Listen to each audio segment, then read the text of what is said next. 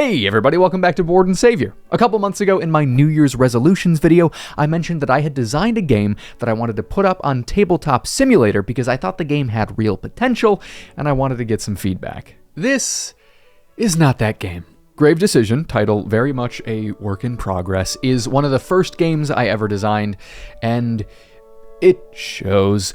Don't get me wrong, there are some good ideas in there, but the good ideas are surrounded by awkwardness and poorly thought through mechanisms and a somewhat staggering lack of balance. Today, let's look at the world's first, and probably last, shuffle building game.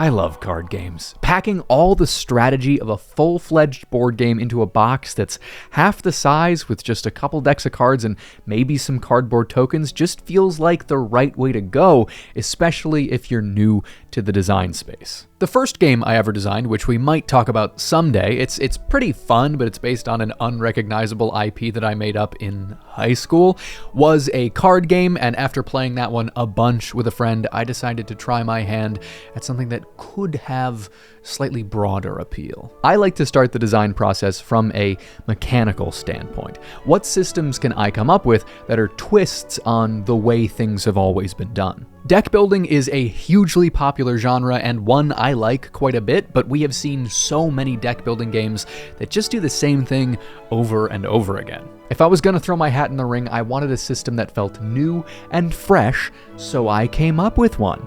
And then afterwards, I kind of learned, oh, this is why people stick to the tried and true. But hey, I get points for trying, maybe.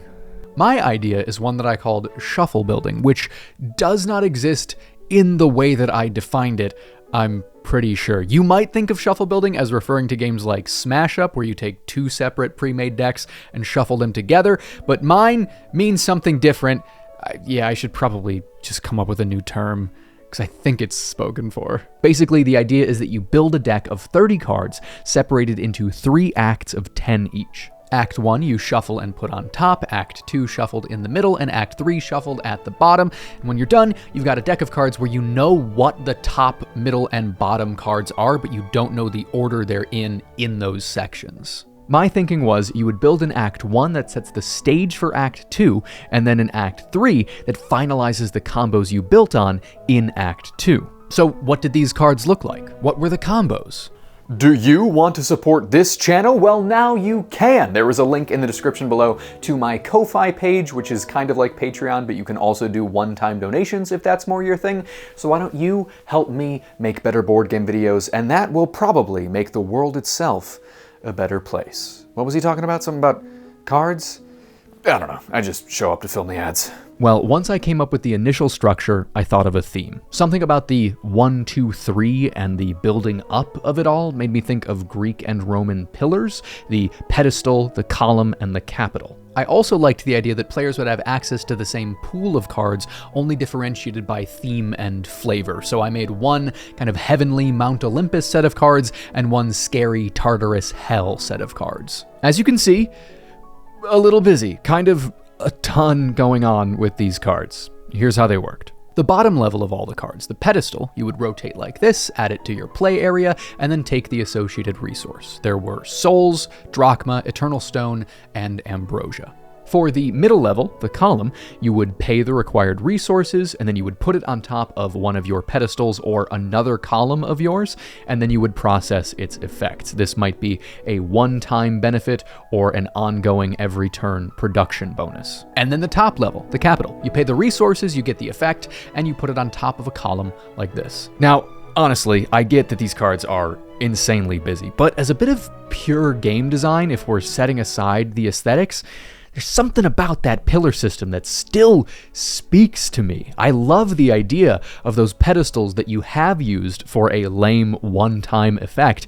You could have used them as capitals to get like a big bundle of points at the end of the game, but because you put them earlier in your deck, they're not getting used that way. I also designed these renovations and attendants, which you could attach to the sides of your columns for bonuses, maybe doubling the production on a column or reducing the cost of the next column you play. And finally, obstructions, which you would shuffle into the top 5 cards of an opponent's deck, and then when they draw it, it might say something like, discard 5 of your resources to draw again.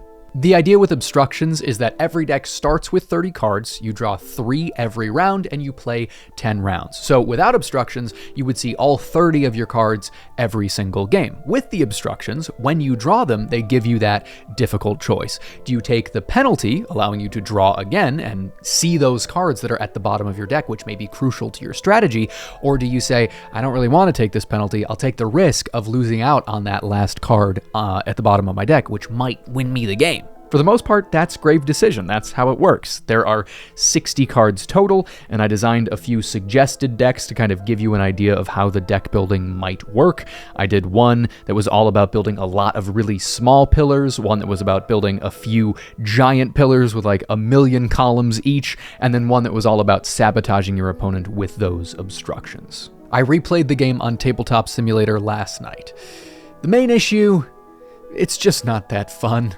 I mean, early game, you're putting out pedestals because it's kind of all you can do, and then mid-game, you're building columns on the pedestals, and at the end, you're putting the capitals on the columns, and you're done. There were moments where I was presented with interesting decisions, but for the most part, you kind of know the best thing to do, so it feels like the game is playing you instead of the other way around. But I still feel like there's something there. I really do like the idea of cards being used horizontally to be the beginning and ending of the pillars, and cards used vertically to be the columns. Honestly, I like that more than the whole 3 stacks of 10 cards to create acts thing. I think that's the kind of idea that might sound good in theory, but then once you play with it, it loses its luster a bit. If I were to move forward with this project, I think I would just stick with the pillar side of things. I would move away from the acts aspect. I might also do away with the obstructions altogether. They just kind of always feel clunky in gameplay. Realistically, this game might go down in history as one of the discarded relics on my way to building an actually playable game. Even though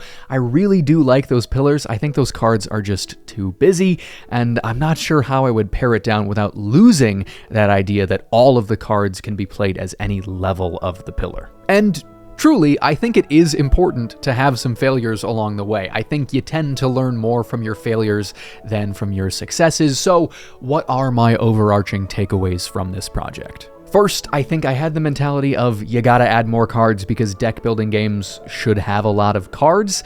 I think all of the obstructions feel wonky. I think a lot of the pillars feel over or underpowered, and I'm pretty sure those are symptoms of projecting other games onto this one. People won't buy it if there isn't depth to the deck building. Buddy, I think they're even less likely to buy it if the cards you designed suck.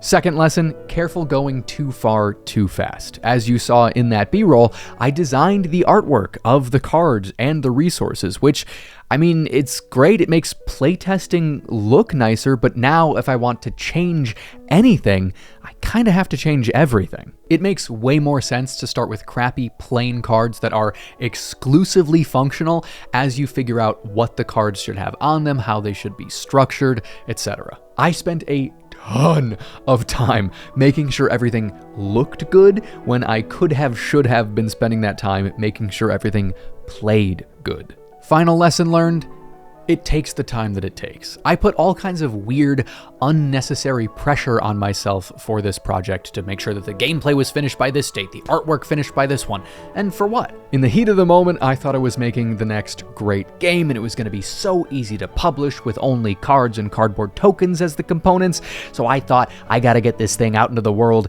immediately. And because of that, I rushed through so many of the crucial early steps. I got ahead of myself at every turn, and when the time came to playtest, I went, oh, it's just kind of fine. I am sure that some board games have been designed in a flurry of invention, but for the most part, I think these things take iteration and percolation and testing. I wish there had been someone to tell me, take a breath, no rush. If there had been, I might not have ended up quite so burnt out and quick to jump ship. So there you have it. The story of and lessons learned from Grave Decision. Now, I got a couple questions for you before we head out here. Having only heard about the game, what do you think? I don't really see myself firing up this project again. My current design is way more interesting to me, but in the immortal words of Justin Bieber, I'll never say never.